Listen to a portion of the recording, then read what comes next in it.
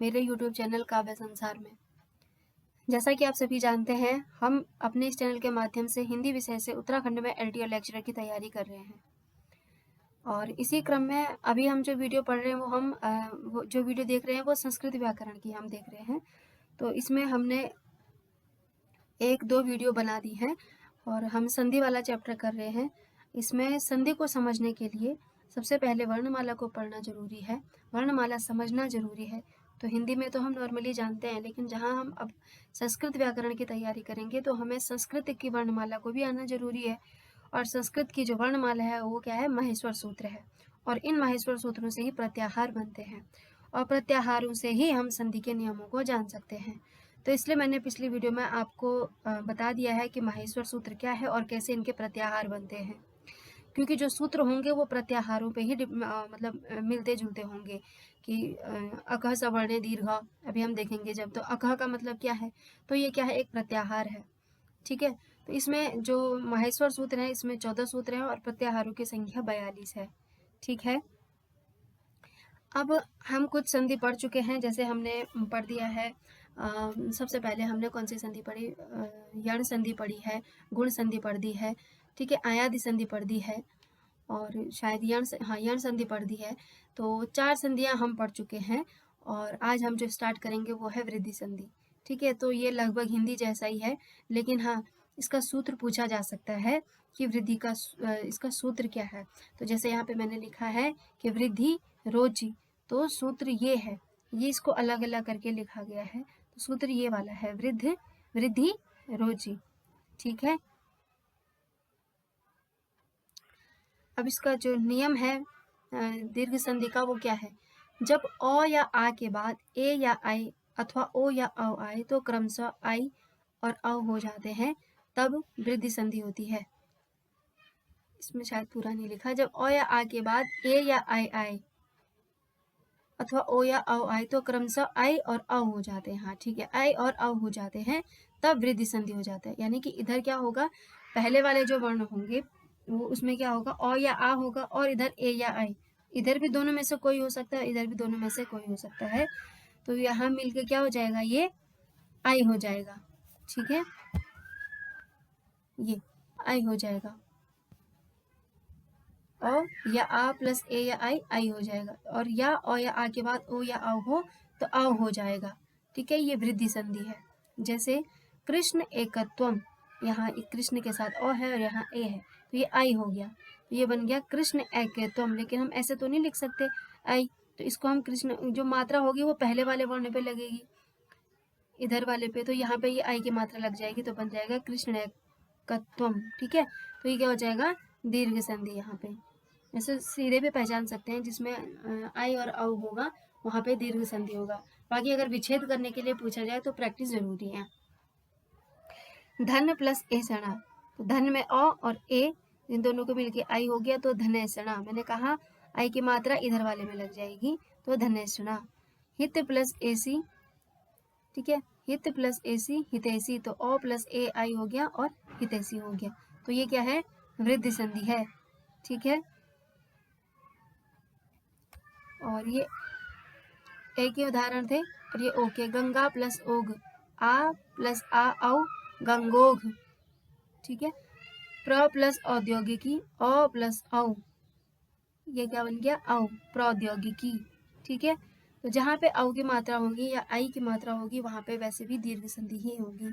ठीक है, लेकिन अगर विच्छेद करने के लिए बोला जाए तो हमें पता चल जाना चाहिए। वैसे ये अगर ये औ है तो इधर अ या आ रहा होगा, और जब हम इसको तोड़ेंगे तो पता चल जाएगा कि प्र है या प्रा है। क्योंकि शब्द के माध्यम से पता चल ही जाता है कि प्रा तो हो नहीं सकता है।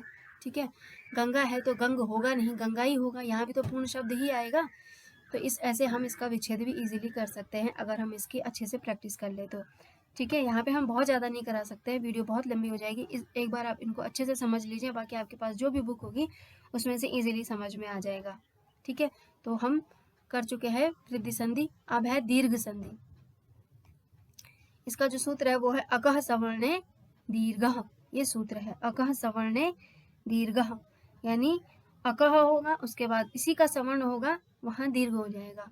अकह का मतलब क्या है, पहले वाले दो सूत्र अ ई उण रील रिक, मैंने कहा था ये प्रत्याहार बन गया, देखो ये सूत्र बन गया एक अ और क तक, लेकिन हमें अंत वाला नहीं लेना है। मैंने बताया था पहले अण और क को नहीं लेंगे, तो क्या बन गया इसमें अ ई उ री ऑल री।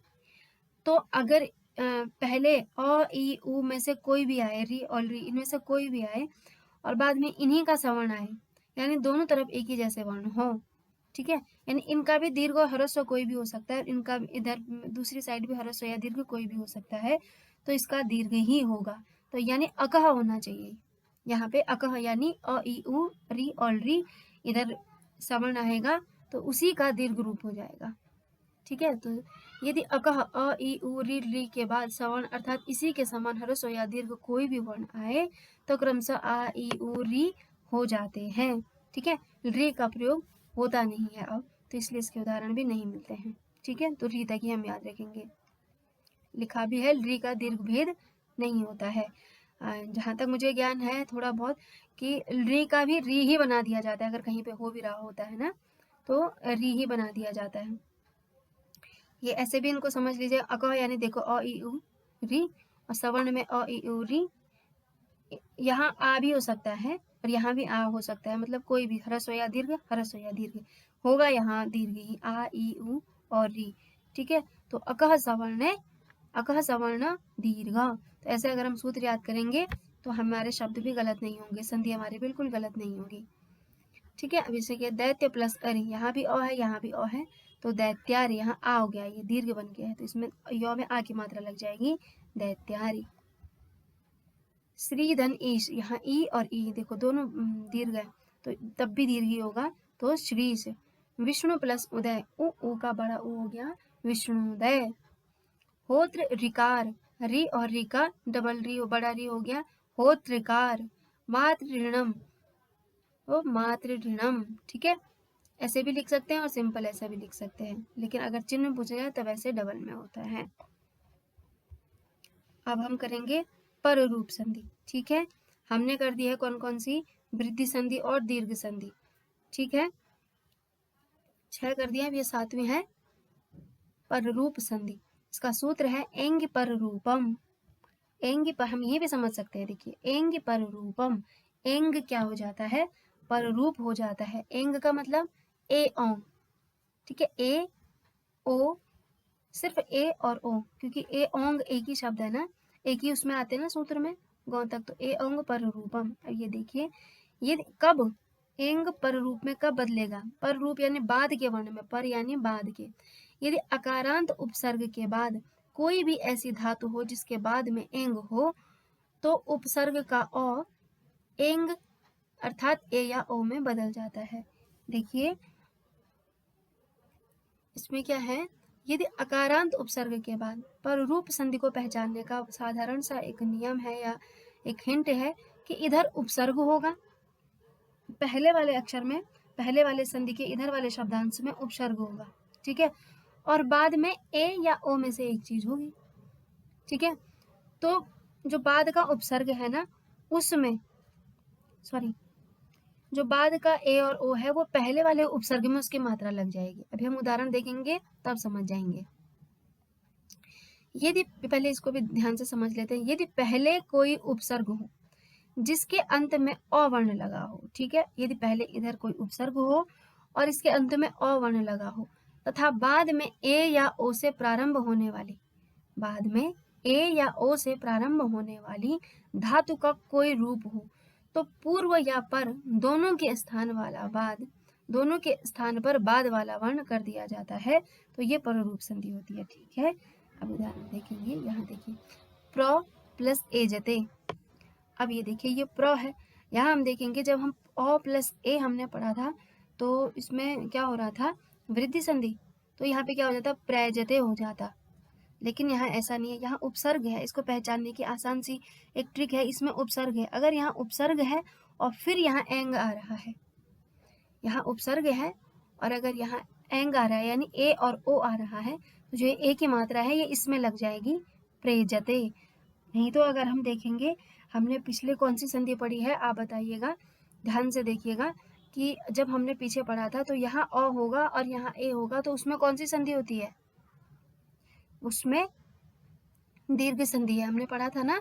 इधर अगर इधर ए होगा तो क्या होगा, आई हो जाता, तो ये प्रजते हो जाना था, लेकिन वो तब होता जब यहाँ उपसर्ग ना हो। अगर यहाँ उपसर्ग है तो उपसर्ग के साथ ये मात्रा लग जाती है और इसमें कोई चेंज नहीं होता है, साधारण सी बात ये है।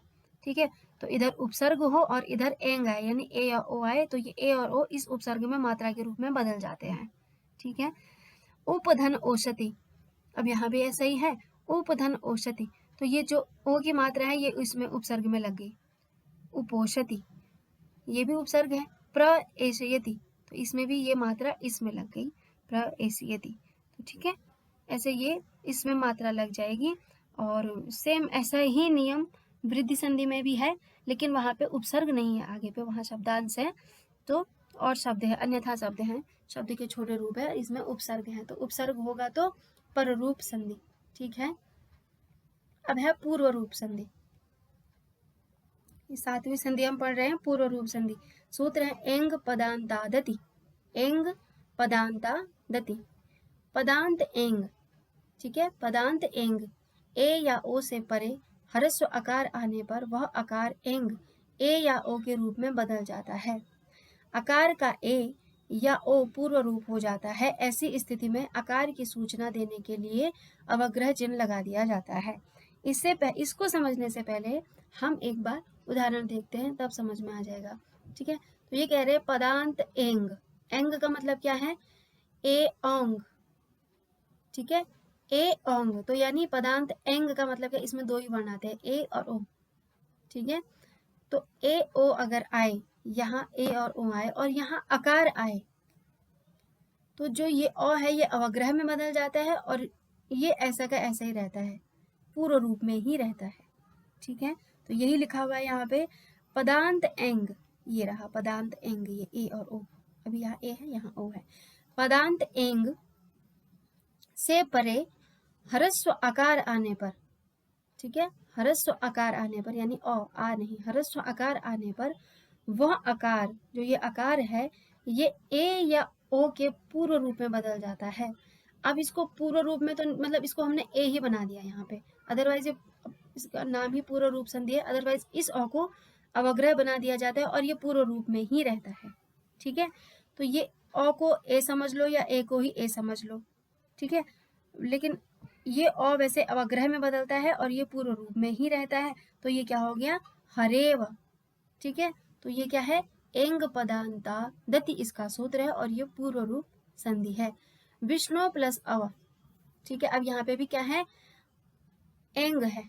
ठीक है, एंग प्रत्याहार है, एंग में ए और ओ आते हैं, तो यहाँ पे ओ आ गया है और यहाँ अ आ गया है, और अगर यहाँ ए और ओ आ गया तो ये अ जो है वो अवग्रह के रूप में बदल जाएगा और जो ये ओ है ये एज इट इज पूर्व रूप में ही अपने रहेगा। तो ये थी पूर्व रूप संधि। साथियों, मैं उम्मीद करती हूँ आपको समझ में आ रहा होगा, फिर भी अगर आपको समझ में ना आए तो आप मुझे कह सकते हैं। ठीक है, अब है 8वीं संधि, प्रकृति भाव संधि। ये लगभग हिंदी वालों में कम पूछी जाती है, पर फिर भी क्या पता, देख लेते हैं हम। ठीक है, प्रकृति भाव संधि को समझने से पहले प्रकृति भाव में एक शब्द आता है प्रग्रह्य संज्ञक पद। प्रग्रह्य संज्ञक पद क्या होते हैं कि दीर्घ इकारांत, दीर्घ उकारांत, दीर्घ एकारांत और द्विवचन वाले पद। ठीक है, तो इसको हम देख लेंगे। अब क्या है, सामान्य भाषा में ऐसे द्विवचन वाले शब्द प्रग्रह्य कहलाते हैं जिसके अंत में या तो दीर्घ ई या दीर्घ उ या दीर्घ ए वर्ण आए। ठीक है, तो ये जो शब्द हैं ये कौन से, यानी इसमें क्या है कि जिसके अंत में दीर्घ ई उ और ए आए, जैसे हरि, विष्णु, गंगे आदि। इसका मतलब जो हम ये संधि पढ़ रहे हैं प्रकृति भाव संधि, यहाँ पर जो शब्द होगा ना उसमें बड़ी ई की मात्रा, बड़ी ऊ की मात्रा और बड़े ए की मात्रा होगी। ठीक है, द्विवचन में। ठीक है, तो हरि हरि हरि हरया होता है ना, तो ये हरि द्विवचन में है, बड़ी ई की मात्रा भी होगी और द्विवचन में भी होगा, तो इसको प्रग्रह्य संज्ञक पद कहते हैं। ठीक है, अब हम इसकी परिभाषा देखते हैं किसके, प्रकृति भाव की।